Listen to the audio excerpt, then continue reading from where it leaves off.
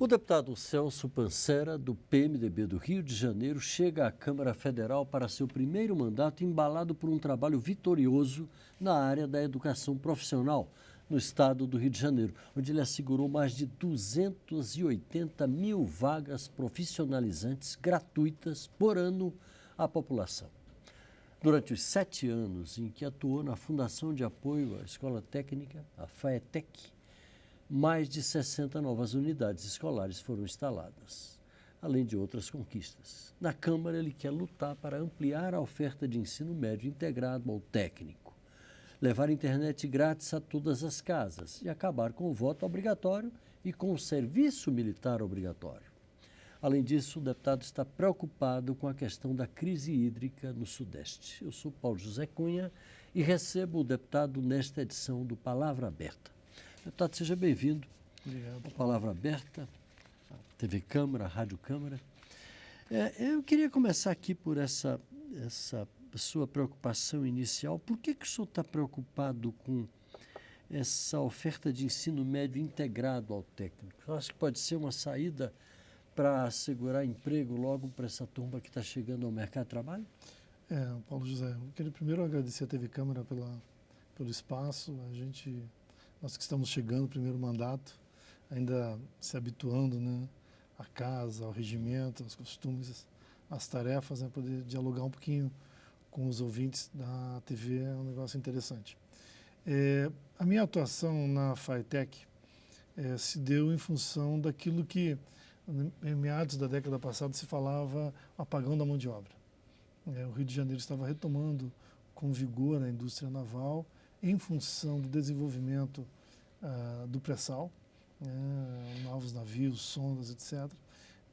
E também a perspectiva da Copa do Mundo, que já se passou, e das Olimpíadas.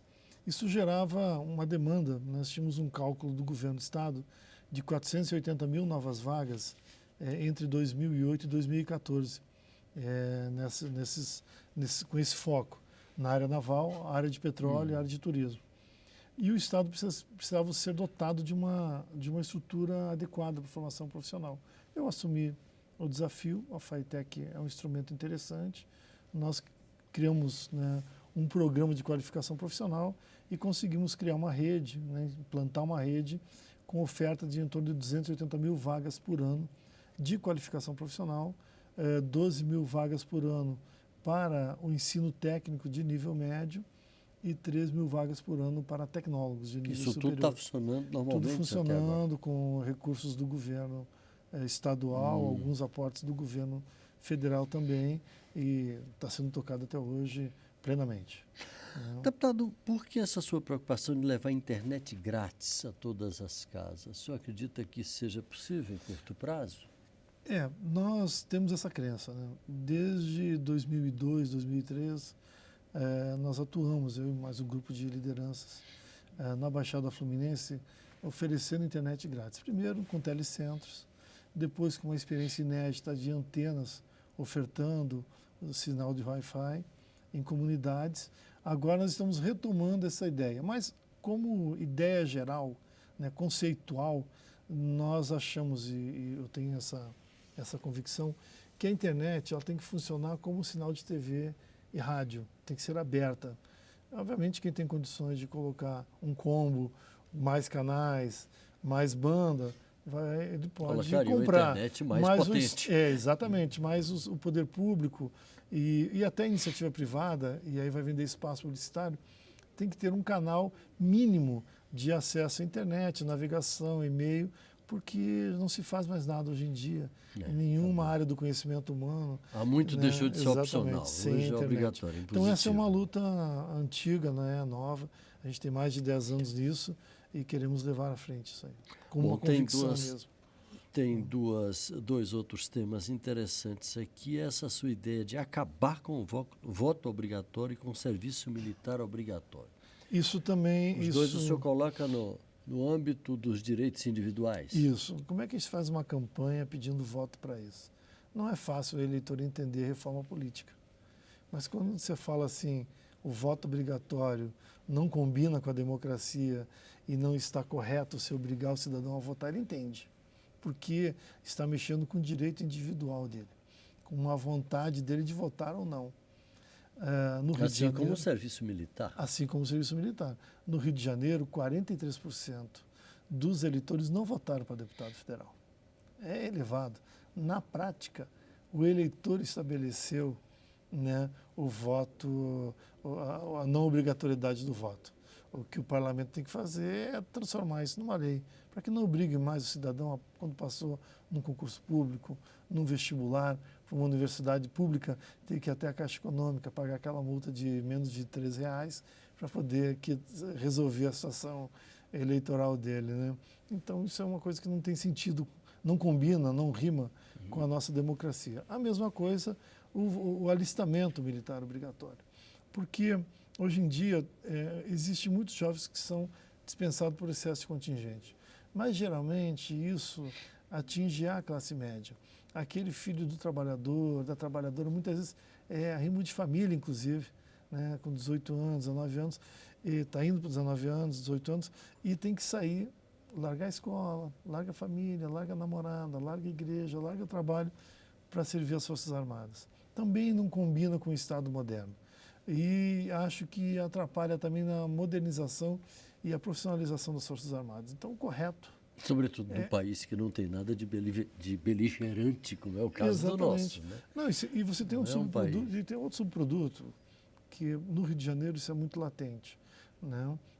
Você tem muitas vezes, quando tem confronto entre a polícia por exemplo, o tráfico, você percebe que muitas vezes existe tática de guerrilhas.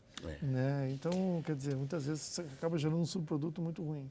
Deputado, o senhor é de Duque de Caxias, ali na Baixada, que é uma área das que, dentro ali do Rio de Janeiro, mais atingidas pela questão da falta d'água, né? Das dificuldades hídricas. Como é que o senhor está vendo esse problema nesse momento? Ali houve, inclusive, um início de conflito com São Paulo por conta do Rio Paranaíba, que São Paulo queria aumentar a vazão e o Rio ficou preocupado porque ia perder uma quantidade importante de líquido para o abastecimento de suas populações. Como é que o senhor está vendo isso? Tem um dito popular que diz o seguinte: a próxima chuva lava a memória da seca. Nós não podemos lavar a memória do que nós passamos nos últimos meses. Choveu bem em fevereiro, está chovendo bem em março, e a gente não pode esquecer que nós temos uma situação hídrica crítica. Se nós pegarmos todas as indústrias, as empresas que dependem do sistema Cantareira e do vale e da bacia hidrográfica do Rio Paraíba do Sul, nós estamos falando em torno de 120 mil empresas e mais de 1.350.000 empregos que dependem de uma forma com maior ou menor intensidade da água desses sistemas. Então, nós estamos falando não só do problema individual da falta de água em cada família, né? Essa questão do dia a dia, mas nós estamos falando de um problema econômico de potencial explosivo. E precisa organizar isso aí. Na Baixada Fluminense tem vamos dizer assim, nós temos um elemento a mais, que lá o problema da falta de água é estrutural. Nós nunca recebemos água suficiente para atender a demanda da população. O sistema Guandu, em que pese ele produzir bastante água, não existe um sistema de bombeamento da água que atenda toda a população da Baixada Fluminense. Em Duque de Caxias nós temos mais duas fontes locais, que é na Taquara e outra em Xerém, que ajuda a minorar o problema, mas não resolve.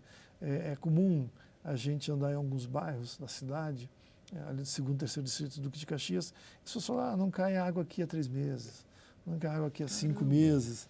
Né? E tem lugares que sequer a água entrou alguma vez. Nunca só funciona com poço artesiano. E poço artesiano, hoje em dia, com esse nível que tem de contaminação do lençol freático, é uma água exato. Se você não clorar a água, você pode estar gerando um problema de saúde gravíssimo. Então, a minha ação nisso aí é que a gente já tem a preocupação já com o problema estrutural lá da Baixada Fluminense.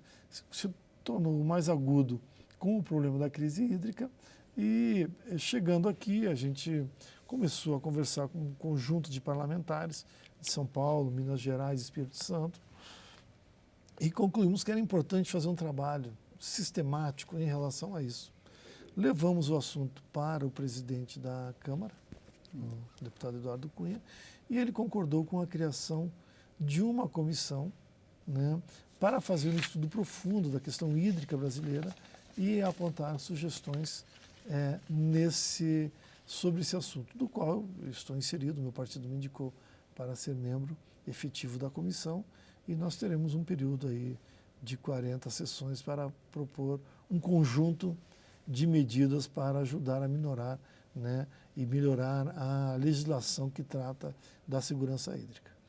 É uma comissão de prazo limitado ou ela vai ser permanente? Nós teremos 40 sessões. 40 sessões. Exatamente. Aí oferece esse trabalho, durante o qual, naturalmente, também vão acompanhar, monitorar o desenrolar dos acontecimentos nessa área, ali em São Paulo e Rio de Janeiro. Isso, é um plano de trabalho, ele inclui visita em locos, visitar esses locais todos, as populações, dialogar com os agentes locais, né? E também com quem detém tecnologia e condições de resolver o assunto, né? As empresas de saneamento, os governos municipais que têm empresas de saneamento, enfim, a gente buscar soluções modernas para minorar o problema.